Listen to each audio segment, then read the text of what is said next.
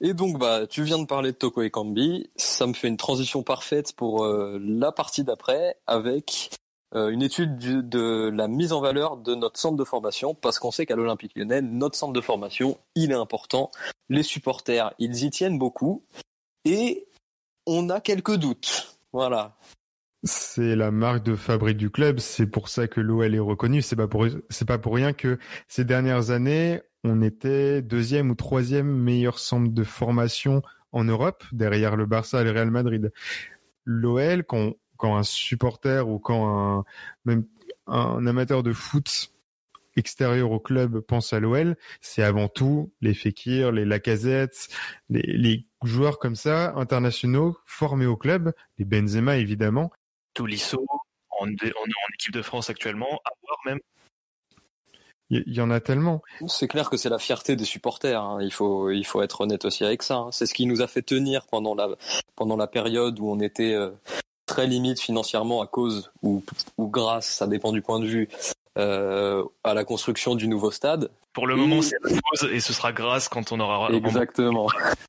Et sur ce mercato, on a quand même des choses qui surprennent, voire énervent. Avec par exemple le Caguiri, voilà, si je vous lance sur le Caguiri, qu'est-ce que vous avez à nous dire ? Il y a pas mal de choses à dire. Le Caguiri, pour moi, c'est un énorme échec de la part de l'OL. Il n'y a pas d'autre mot. Avec le recrutement de KTE, donc Karl Toko Ekambi, et de Kadewere, Gouiri s'est juste dit, ils ne veulent pas de moi. C'est très simple. C'est une réflexion tout à fait logique, même si Amine, c'est un joueur formé au club, qui aime le club, comme Cacré, comme n'importe quel joueur formé à l'OL, c'est un amoureux du club. Mais si c'est complètement bouché devant, tu vas pas jouer, tu vas pas progresser. Maintenant qu'il est à Nice, on le voit, il est extrêmement performant, et ça appuie encore plus sur la blessure, sur la plaie que les supporters ont maintenant. Moi, ce que j'aime bien, c'est que si on compare le début de saison niçois de Gouiri avec le début de saison de l'Olympique Lyonnais, je peux vous donner une petite devinette. Qui a marqué le plus de buts entre Gouiri et l'Olympique Lyonnais, moins Memphis Depay ? Gouiri. Eh voilà. C'est tout con, hein, mais... Ce qui est très paradoxal, c'est qu'on a 5, voire 6 joueurs d'axe, des attaquants, bien sûr, et pourtant, on est infoutu de scorer le moindre but dans le jeu depuis, à part le but de Léo Dubois en exploit individuel complètement hallucinant contre Lorient, on n'a pas vu d'autres buts dans le jeu. La Ligue des Champions, hein. Ouais, à la rigueur, la Ligue des Champions, ouais. Depuis la Ligue des Champions, c'est incroyable. En Ligue 1, pour le coup, c'est très très très maigre, alors que sur le papier, on a un casting d'attaquants axiaux qui est quand même très très très honorable, voire même... Même un Moussa Dembélé, hein. Faut pas non plus le faire passer pour un peintre. L'année dernière, c'est du 24 buts, Moussa Dembélé. Après, Moussa Dembélé, c'est un joueur qui a besoin que le jeu marche bien. C'est un peu la même chose que le PSG subit avec Icardi, c'est-à-dire que Icardi ne met pas de but. Si l'équipe ne tourne pas bien, t'as beau avoir Icardi et 20 buts par saison minimum, ça va être difficile pour lui. Un petit peu comme Benedetto à Marseille. C'est ce type d'attaquant, si l'équipe joue mal, ils vont pas scorer malheureusement. C'est l'inverse des attaquants type Memphis, type Mbappé, type qui on peut citer d'autres. Ben Yedder par exemple. Tous ces joueurs-là peuvent marquer sans forcément un collectif qui tourne vraiment super bien. C'est des attaquants qui sont un peu moins créatifs dans le jeu, mais par contre, dès qu'il va y avoir une petite opportunité, ils vont la saisir et ils vont marquer. Oui, c'est l'attaquant de pointe à l'ancienne, le tueur, dont le meilleur représentant, c'est peut-être Pippo Inzaghi dans les temps un petit peu rapprochés, on va dire, de ce type d'attaquant, même si, encore une fois, gardons les comparaisons. Cavani, si on veut des joueurs actuels. Cavani, typiquement, le genre de joueur au PSG, quand ça tournait pas très bien, mais qui a un petit centre un peu comme ça, impromptu, qui arrive en fin de match, hop, un coup de tête, on sait pas trop d'où ça sort. C'est un peu de la chance par moment, et parfois ça suffit à gagner des matchs. Autre point peut-être sur les jeunes du centre de formation, ça a fait beaucoup parler en début de mercato, avec le départ peut-être que moi je le considère comme stupide de Kaloulou, parce que on peut avoir, enfin en tout cas c'est ma vision personnelle, pour moi c'est un deal perdant, perdant, perdant. C'est-à-dire que toutes les parties sont perdantes. L'OL est perdant pour un déficit d'image de son centre de formation. Le joueur est perdant car il signe au Milan et il me semble qu'ils ont recruté plusieurs latéraux droits derrière, donc il doit être 4e dans la hiérarchie. Ouais, j'ai oublié son nom, mais oui, ils ont recruté un latéral droit récemment. Diogo Dalot, le portugais en prêt. De Manchester United, exactement. Et même le Milan est perdant car ils ont recruté un joueur qui au final va pas trop leur servir étant donné qu'ils ont encore recruté à ce poste-là aussi. Peut-être donc... pour l'axe, puisque Kaloulou peut jouer d'essai axe droit, donc c'est peut-être aussi pour ça que le Milan l'a recruté, pour cette polyvalence un petit peu. Justement, Juninho, lui, disait, je crois qu'il y avait une dissonance entre Juninho et Garcia. L'un voulait l'utiliser en essai axe droit et l'autre voulait l'utiliser en latéral, et les deux se sont contredits à quelques secondes d'intervalle en conférence de presse.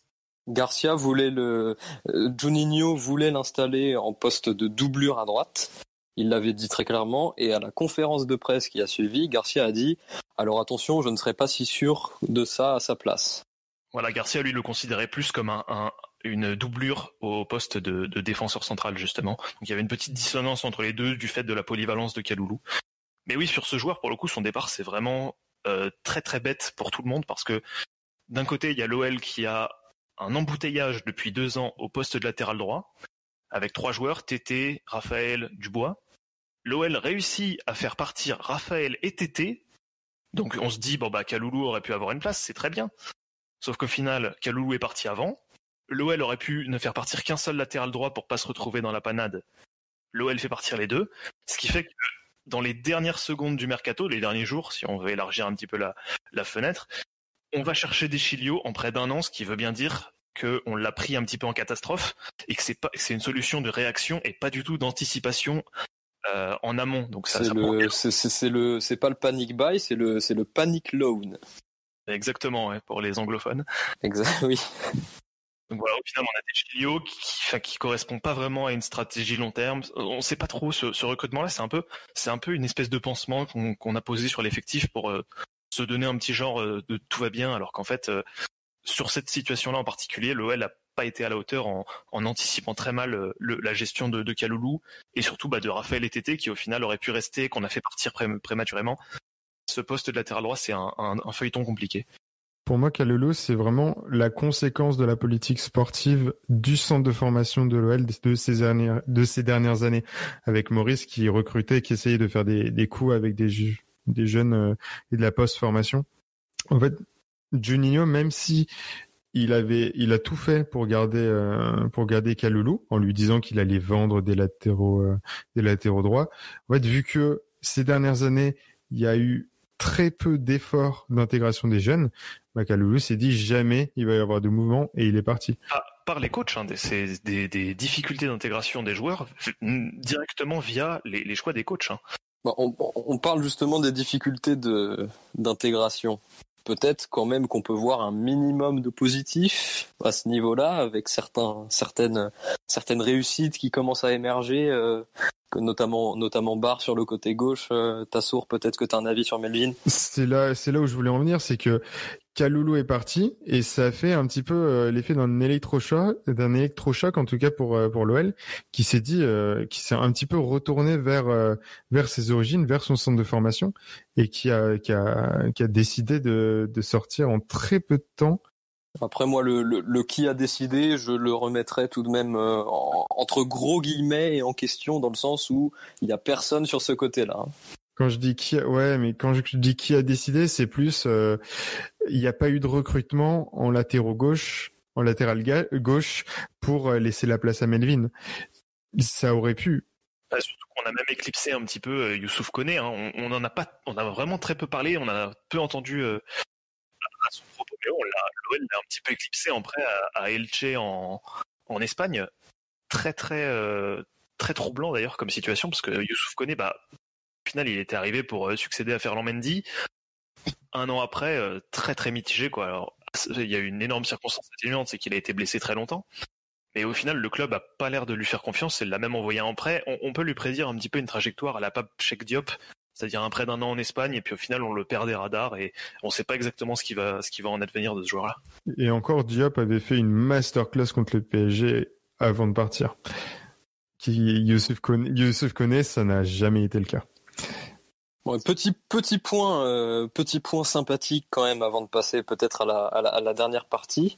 C'est quand même cet été les 2 prolongations successives de Cherki jusqu'en 2023. Donc ça, je pense que tous les supporters seront très très contents de cette prolongation. Et aussi celle de Melvin Barr jusqu'en 2024 tout récemment.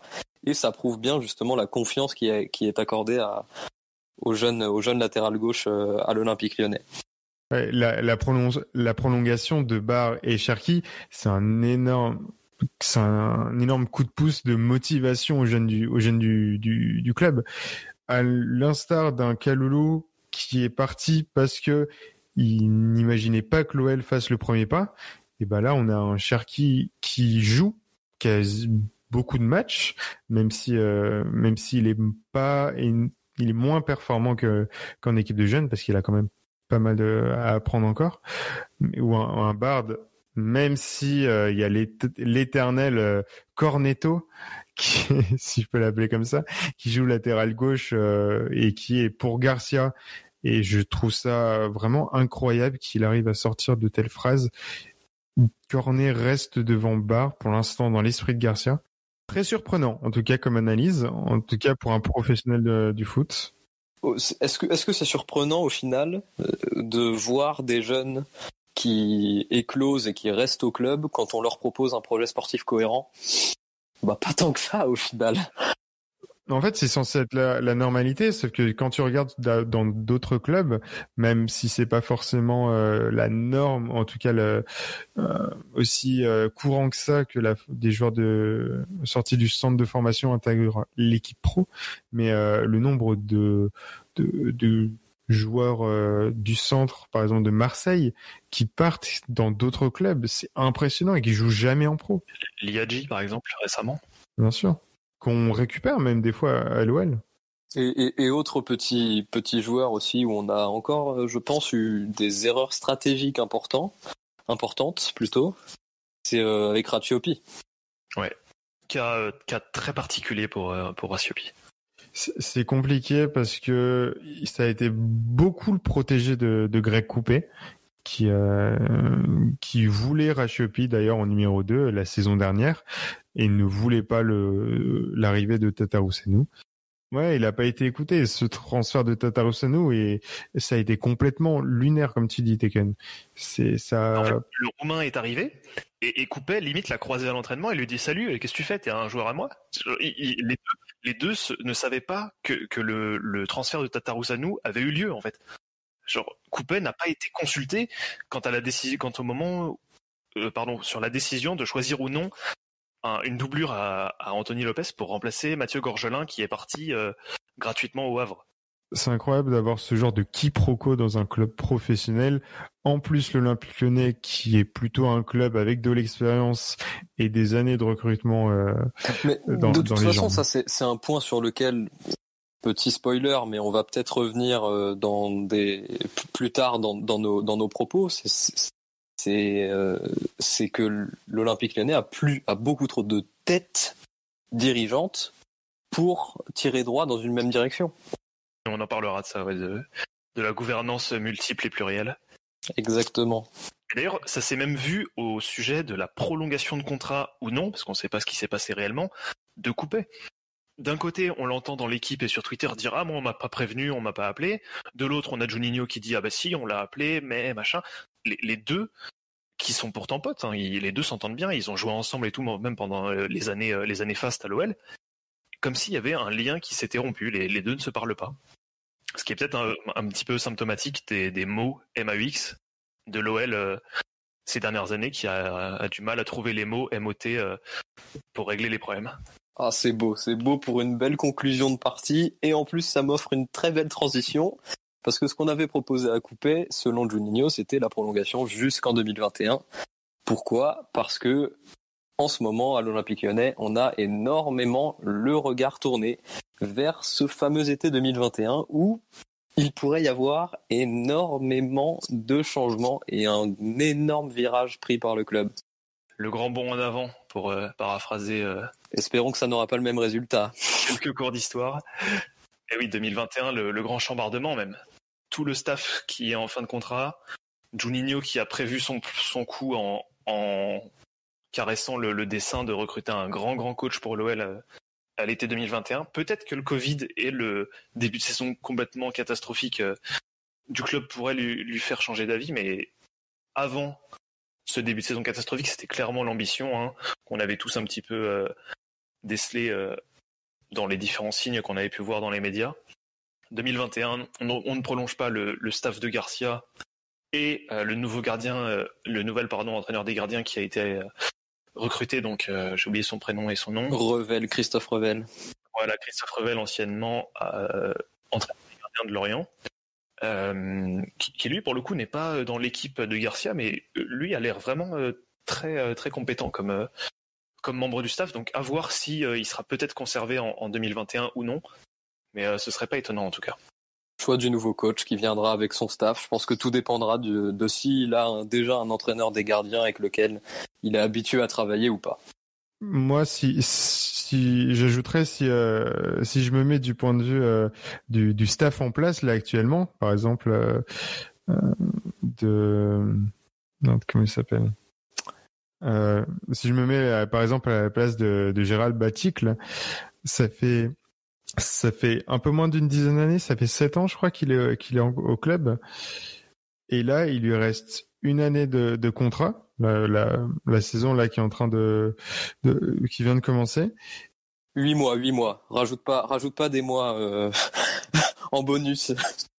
Si je me mets à la place du staff, c'est compliqué de trouver une motivation de changer les choses à l'OL, de manière de s'entraîner, d'améliorer l'équipe, parce que tu vas toujours avoir cette vision court-termiste due à ton contrat, et tu sais que dans 8 mois tu vas être viré, ou en tout cas pas prolongé, et que ça va être la fin de ton aventure. Mais le problème de ça, c'est que il y a pour moi un réel problème structurel à faire comme ça et à se projeter comme ça jusqu'en 2021. C'est que pour 2021, on a compris qu'on veut recruter un grand coach avec un staff complet, ce qui n'a jamais été fait à l'Olympique Lyonnais jusqu'à maintenant.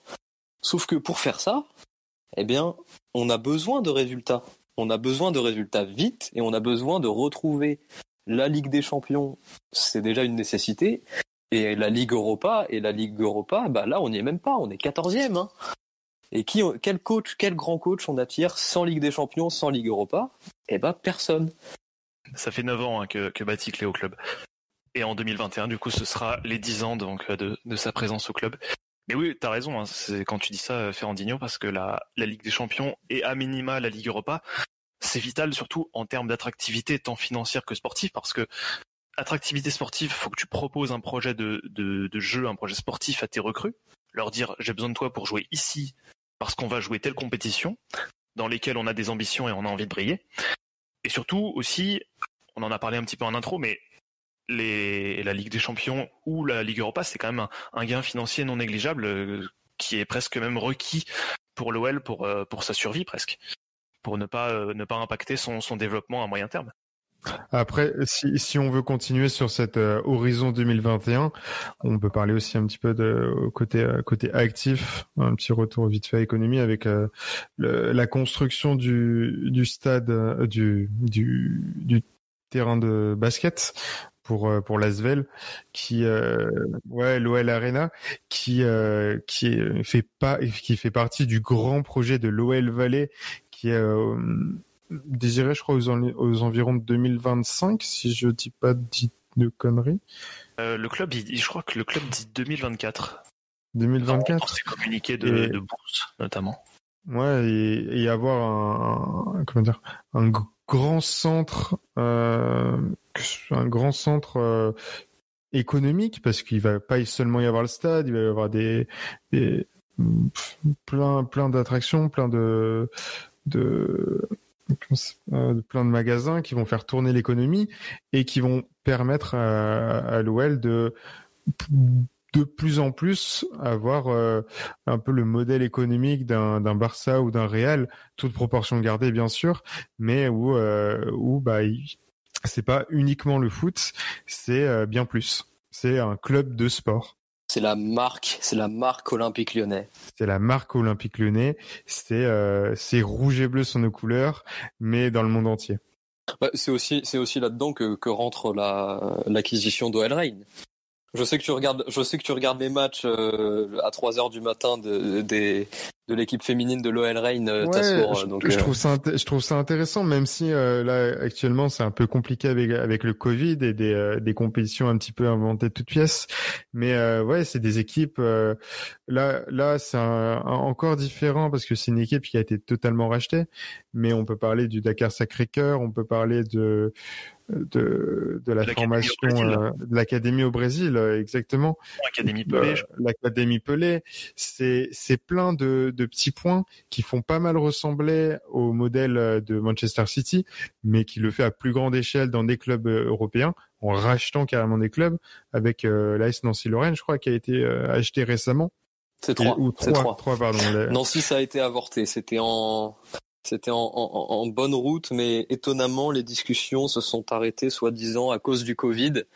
Et pourtant, 2 mois plus tard, le City Group achetait les stacks. Donc, c'est pour moi, c'est le modèle long terme qui va permettre aux clubs actuels de se renforcer économiquement très très fortement, et ça va être juste des plus que des clubs de foot, plus que des groupes, ça va être des multinationales.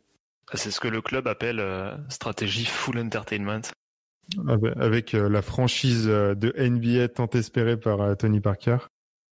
On peut en parler aussi, tiens, brièvement là en clôture, de Tony Parker et d'une autre personne, une femme, j'ai oublié son nom par contre, qui ont fait leur entrée au conseil d'administration de l'OL. Donc là c'est plus pour la partie corporate, mais c'est quand même un petit peu un signe quant à l'évolution du club à moyen terme. L'entrée de nouvelles personnes au conseil d'administration, ce qui signifie peut-être un changement de gouvernance à venir. Ça c'est peut-être des sujets dont on parlera beaucoup plus lors de cette prochaine intervention qu'on aura sur les sujets plus organigramme du club et gouvernance, j'imagine. Après, je change complètement de sujet, mais je m'étonne qu'on n'ait pas encore parlé de ça. Peut-être un point de réussite, même si on peut encore remettre ça en question, mais a priori quand même un point de réussite qui a été réalisé lors du mercato de l'Olympique Lyonnais de cet été, c'est que on nous annonçait il y a 4 mois, quand la Ligue 1 a été officiellement arrêtée, qu'on allait perdre tous nos meilleurs joueurs, en l'occurrence Aouar, Memphis, Dembélé, et on se rend compte que les 3 sont toujours là. Et ça ressemble beaucoup à une surprise. Et attention, comme tu dis, Tekken, c'était pas attendu. Les menaces entre guillemets qui planaient de départ de nos meilleurs joueurs, même si Moussa Dembélé n'est pas spécialement un de nos meilleurs joueurs, à mes yeux en tout cas, au final on a vu que c'était très bien parti. Memphis c'est fait avec le Barça, la preuve il va y aller en janvier, donc ça ne s'est pas fait cet été, mais c'est juste dû au fait que le Barça malheureusement n'avait plus d'argent et était obligé de vendre pour obtenir l'accord de la Liga, machin. C'est pas l'OL qui a réussi le coup de force de garder ses joueurs, c'est plutôt les clubs étrangers qui voulaient nos joueurs qui ont fait l'exploit ou la maladresse de ne pas réussir à les dénicher. Et puis c'est reculé pour mieux sauter, parce que Memphis va sûrement partir au mercato hivernal, Oussem ou Dembélé, prochain mercato estival, on va encore se reposer des questions, et ça crée une instabilité dans l'équipe où à chaque mercato, on a du mal à se projeter dans le long terme, et on essaye de faire des grands coups comme Guimarães, qui est pour l'instant très réussi, ou Paqueta, on verra ensuite. On est plus en réaction qu'en réelle anticipation en fait. C'est ça qui moi me chagrine un petit peu, c'est qu'on sait que Memphis va partir, mais on n'a pas encore spécialement bougé pour avoir un attaquant axial, ou peut-être qu'on en a déjà tellement que c'est l'inverse, on est obligé de faire partir Memphis pour s'y retrouver sportivement parlant, c'est compliqué cette affaire. On a un effectif qui est déséquilibré. On en revient presque à mon mot de début, mon mot d'introduction, qui était un effectif intriguant et déséquilibré.